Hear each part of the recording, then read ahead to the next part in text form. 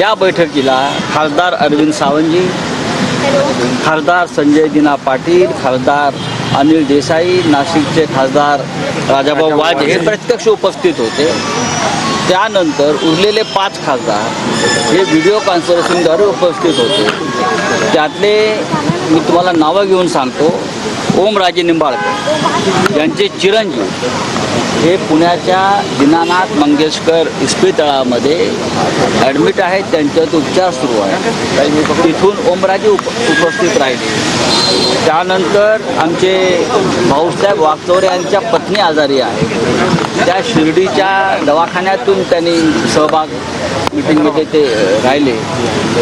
त्यानंतर आमचे आष्टीकर नागेश, तिथे एक निवडणूक आहे, त्यांचे जे चिरंजीव आहेत ते विधान परिषदेचे उमेदवार आहेत आष्टीकरांचे, त्यात ते बिझी आहेत।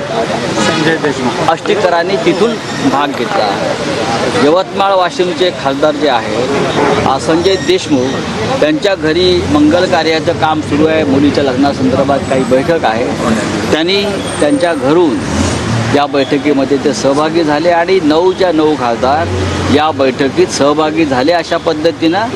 आणि उद्धवजींनी मार्गदर्शन केलं आणि